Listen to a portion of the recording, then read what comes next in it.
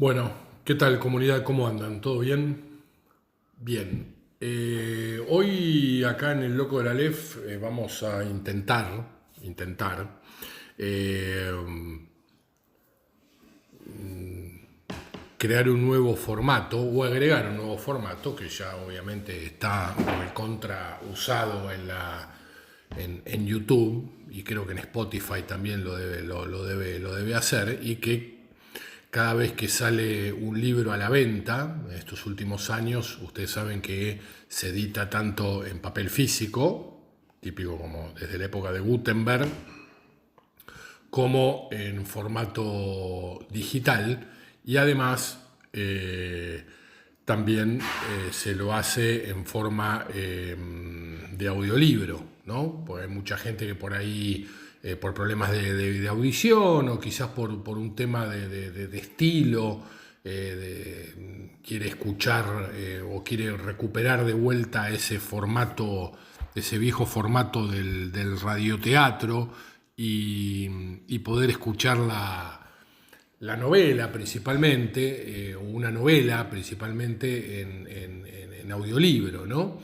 Más allá de que obviamente quizás esté adornado con una leve música de fondo, porque no hay efectos especiales en audiolibro, sino sería un radioteatro. Y estoy comentando de esto porque recién terminé de escuchar, que todavía no la he finalizado, una entrevista que hace ya más de una década le hizo Lalo Mira a un veterano, Antonio Carrizo, contando mil anécdotas y hablaba de cómo se armaban los radioteatros. Pero bueno, en este caso el audiolibro, por lo menos a mi entender, digamos que para lo que es novela, viene bárbaro. Yo no sé si servirá para por ahí para un ensayo historiográfico, para un ensayo de algún tipo de rama de la ciencia. Lo veo medio complicado, tal vez. O tal vez para, qué sé yo, un libro de entrevistas extensas, ¿no?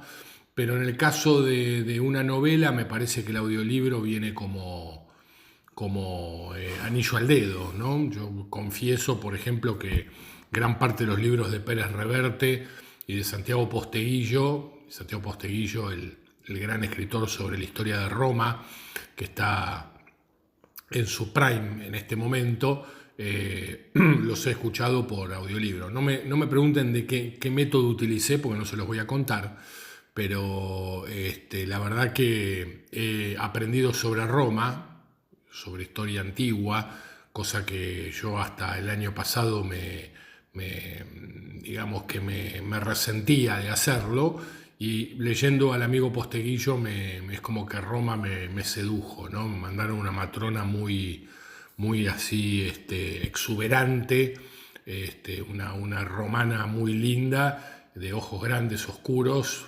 pelo enrulado negro, ya les digo, muy exuberante, y me convenció de poder seguir los escritos de Posteguillo en formato de audiolibro. Entonces, en este caso se me ocurrió a mí en el Loco Aleph, que ustedes saben que es un canal muy border, así muy autogestionado, de hacer, en vez de audiolibro, hacer un cuento libro o un audiocuento, mejor dicho, por ahí no tan largo como un audiolibro. Seguramente vamos a hacer algún audiolibro, tengo ganas de hacer uno sobre la historia que se llama Pasión y Muerte del coronel Martineno Chilaver, que fue el jefe de las baterías de artillería rosistas en la última batalla, en la batalla de Caseros, donde Rosas pierde el poder. Es un libro del doctor Omar López Mato, del cual yo fui dueño de un ejemplar, y después de esas tantas limpiezas que uno hace de su biblioteca, lo terminé vendiendo, y ahora la verdad que lo tendría que tratar de conseguir para poder leerlo, porque no es un libro, creo que es un libro de menos de, de 300 páginas, y es muy interesante y creo que da para poder leerlo en audiolibro, si el doctor López Mato no se enoja y me deja.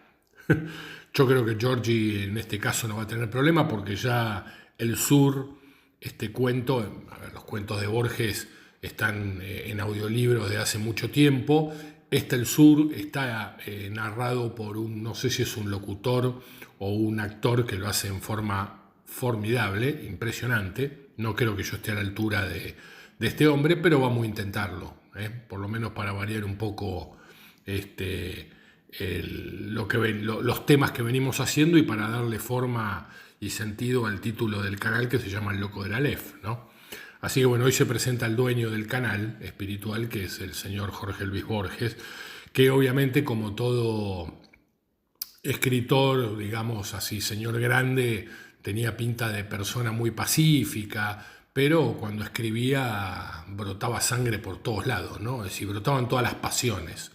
Y Borges, quizás sin darse cuenta, o por ahí sí, y habrá dicho, bueno, de esto seguramente lo van a hablar dentro de 100 años, tocó un tema como el bullying, ¿no? Todos saben que el bullying se puso muy de moda hace cuestión de 10, 15 años atrás, principalmente en los ámbitos docentes, que es cuando un grupo de personas, cobardes principalmente, que no se animan a enfrentarse cara a cara con una persona y a decirle las sensaciones graciosas o molestas que le causa, y necesitan agruparse de a varios en manada para poder atacarlo. Bueno, es una costumbre que se ha identificado como algo malo. Antes en los colegios era algo bastante normal, y que nosotros, en mi época, yo soy del primario y del secundario entre los 80 y los 90, lo dirimíamos a las trompadas. Ahora van a gabinete psicológico, te cambian de colegio, pero bueno, sabemos que estamos dentro de la época de la generación de cristal y que las cosas ahora pasan más por la tarjeta plástica de OSDE que no por los puños de un chico de 9, 10 años, ¿no? Y después que la madre fuera a hablar con la directora o con la maestra del colegio, y ahí se solucionaba el problema. Y tal vez por ahí al que le hacían bullying lo terminaban agregando al grupo de amigos. Generalmente pasaba eso. Pero bueno, parece que la psicología actual no lo ve así. Pero en este caso es un bullying pesado el que nos plantea don Jorge Luis. No es joda, no es bullying de colegio. Y voy a pasar a relatárselo de la mejor manera que pueda. El título del cuento se llama El Sur, y es de, obviamente, Jorge Luis Borges. Y comienza de esta manera. El hombre que desembarcó en Buenos Aires en 1871 se llamaba Johannes Dahlmann y era pastor de la iglesia evangélica. En 1939, uno de sus nietos, Juan Dahlmann, era secretario de una biblioteca municipal en la calle Córdoba y se sentía hondamente argentino. Su abuelo materno había sido aquel Francisco Flores, del 2 de Infantería de Línea, que murió en la frontera de Buenos Aires lanceado por indios de Catriel. En la discordia de sus dos linajes, Juan Dahlmann, tal vez a impulso de la sangre germánica, eligió el de ese antepasado romántico o de muerte romántica. Borges siempre hablando de la cuestión germánica. Disculpen si yo llego a agregar alguna de las mías.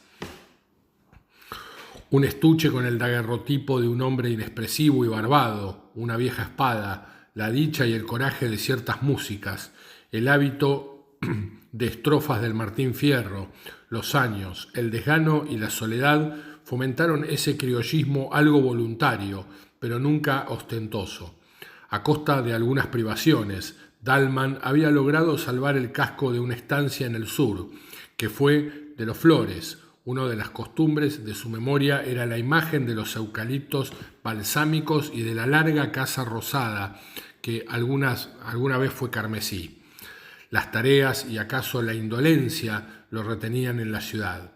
Verano tras verano se contentaba con la idea abstracta de posesión y con la certidumbre de que su casa estaba esperándolo, en un sitio preciso de la llanura. En los últimos días de febrero de 1939 algo le aconteció. Ciego a las culpas, el destino puede ser despiadado con las mínimas distracciones.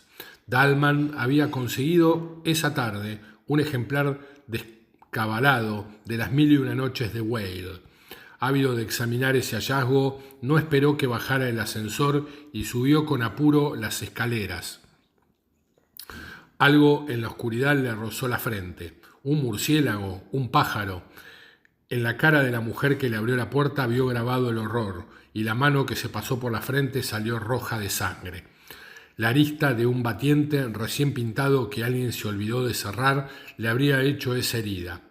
Dalman logró dormir, pero a la madrugada estaba despierto y desde aquella hora el sabor de todas las cosas fue atroz. La fiebre lo gastó y las ilustraciones de las 1001 noches sirvieron para decorar pesadillas. Amigos y parientes lo visitaban y con exagerada sonrisa le repetían que lo hallaban muy bien. Dalman los oía con una especie de débil estupor y le maravillaba que no supieran que estaba en el infierno. 8 días pasaron, como 8 siglos. Una tarde, el médico habitual se presentó con un médico nuevo y lo condujeron a un sanatorio de la calle Ecuador, porque era indispensable sacarle una radiografía. Dalman, en el coche de plaza que lo llevó, pensó que en una habitación que no fuera la suya podría, al fin, dormir. Se sintió feliz y conversador. En cuanto llegó lo desvistieron, le taparon la cabeza, lo sujetaron con metales a una camilla, lo iluminaron hasta la ceguera y el vértigo, lo auscultaron y un hombre enmascarado le clavó una aguja en el brazo. Se despertó con náuseas, vendado, en una celda que tenía algo de pozo, y en los días y noches que siguieron a la operación pudo entender que apenas había estado, hasta entonces, en un arrabal del infierno. El hielo no dejaba en su boca el menor rastro de frescura. En esos días, Dalman minuciosamente se odió. Odió su identidad, sus necesidades corporales, su humillación, la barba que le erizaba la cara.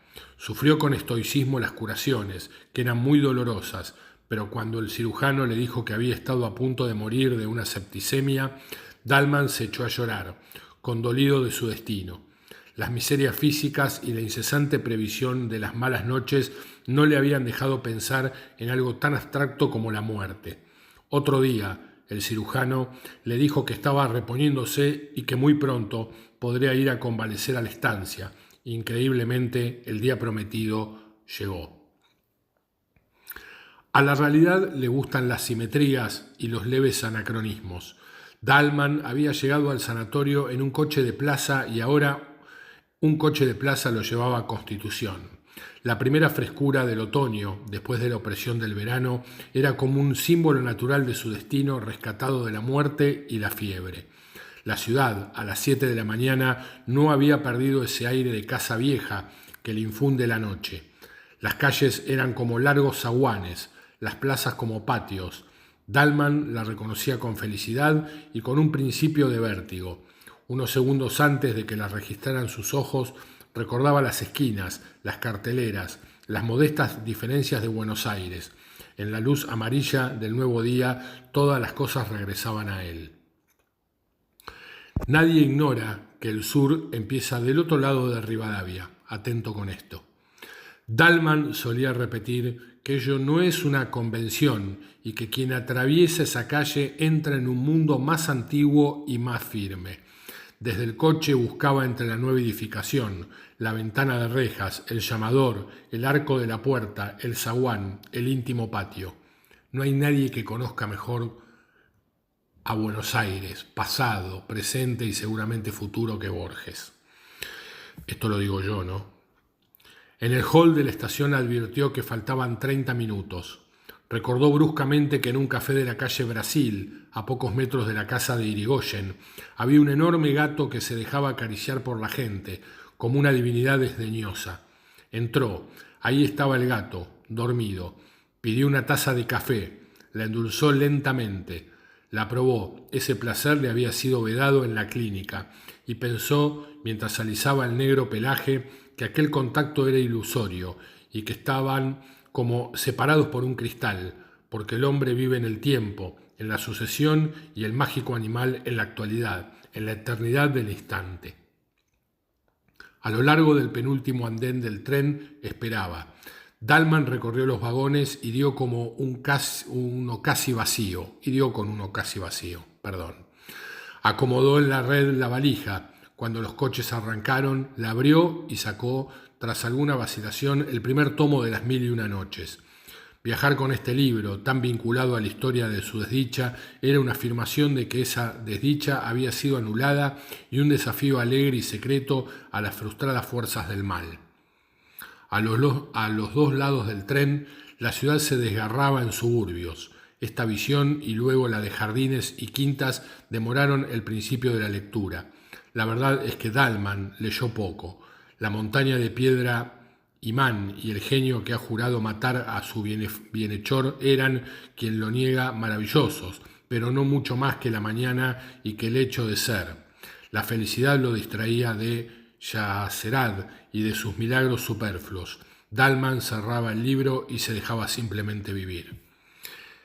El almuerzo, con el caldo servido en boles de metal reluciente, como en los ya remotos veraneos de la niñez, fue otro goce tranquilo y agradecido.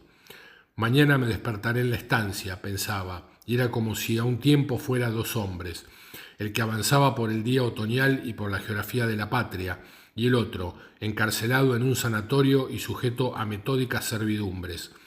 Vio casas de ladrillo sin revocar, esquinadas y largas, infinitamente mirando pasar los trenes.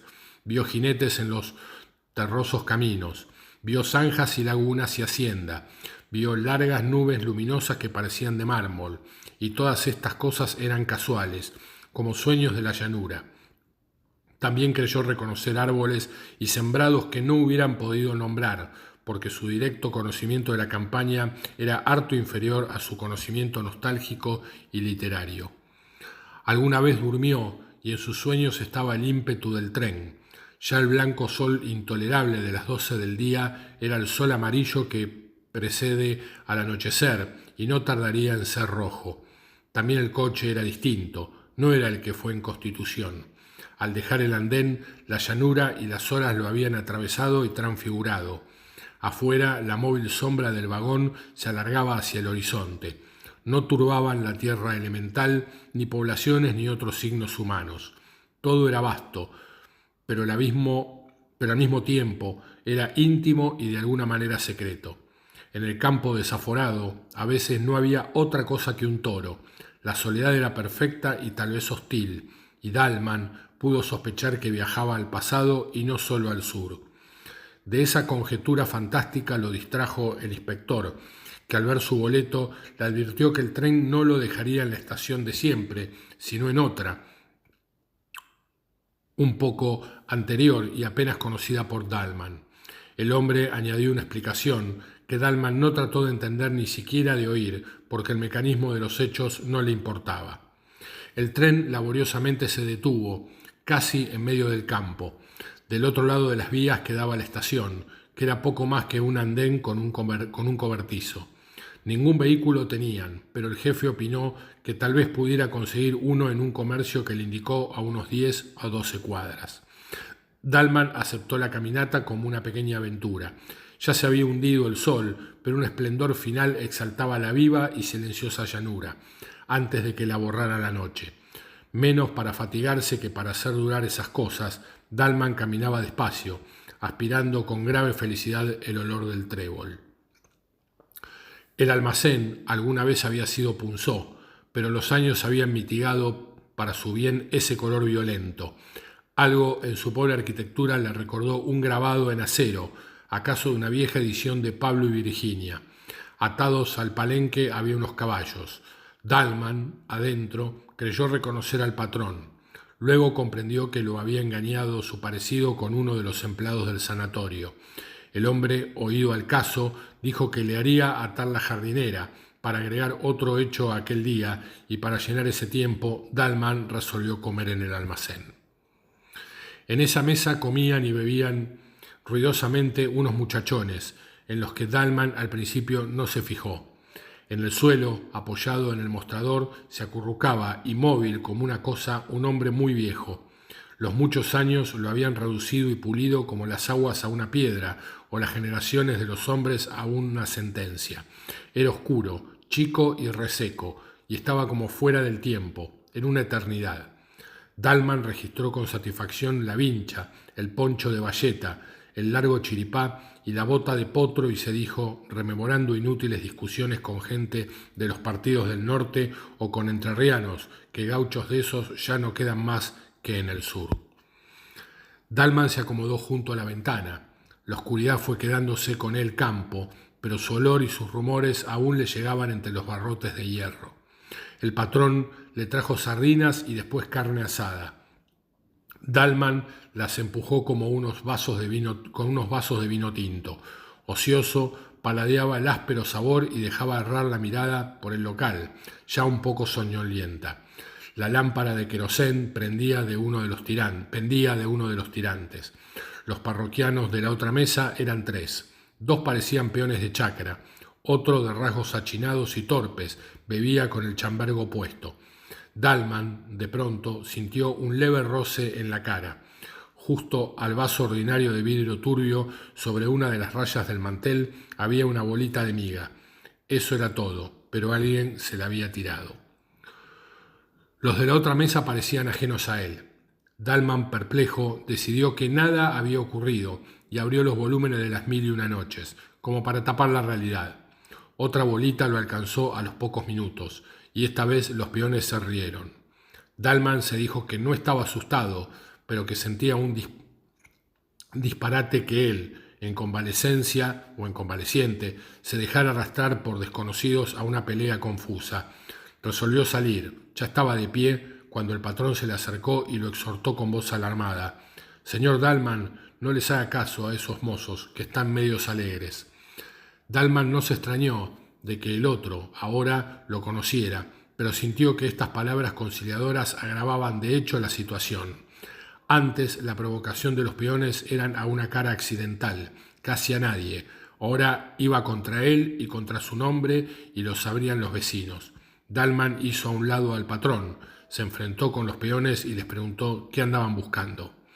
El compadrito de la cara achinada se paró, tambaleándose. A un paso de Juan Dalman lo injurió a gritos, como si estuviera muy lejos. Jugaba a exagerar su borrachera, y esa exageración era otra ferocidad y una burla. Entre malas palabras y obscenidades tiró al aire un largo cuchillo. Lo siguió con los ojos, lo barajó e invitó a Dalman a pelear. El patrón objetó con trémula voz que Dalman estaba desarmado. En ese punto algo imprevisible ocurrió. Desde un rincón, el viejo gaucho estático, en el que Dalman vio una cifra del sur que era suyo, le tiró una daga desnuda que vino a caer a sus pies. Era como si el sur hubiera resuelto que Dalman aceptara el duelo. Dalman se inclinó a recoger la daga y sintió 2 cosas. La primera, que ese acto casi instintivo lo comprometía a pelear. La segunda, que el arma, en su mano torpe, no serviría para defenderlo, sino para justificar que lo mataran. Alguna vez había jugado con un puñal, como todos los hombres, pero su esgrima no pasaba de una noción de que los golpes deben ir hacia arriba y con el filo para adentro. No hubieran permitido en el sanatorio que me pasaran estas cosas, pensó. «Vamos saliendo», dijo el otro. Salieron, y si en Dalman no había esperanza, tampoco había temor. Sintió al atravesar el umbral que morir en una pelea a cuchillo, a cielo abierto y acometiendo, hubiera sido una liberación para él, una felicidad y una fiesta. En la primera noche del sanatorio, cuando le clavaron la aguja, sintió que si él, entonces, hubiera podido elegir o soñar su muerte, esta es la muerte que hubiera elegido o soñado. Dalman empuña con firmeza el cuchillo, que acaso no sabrá manejar, y sale a la llanura. Fin. Este cuento se editó o se publicó en el diario La Nación, cuando era un diario en serio, en la República Argentina, en el año de 1953. Agur.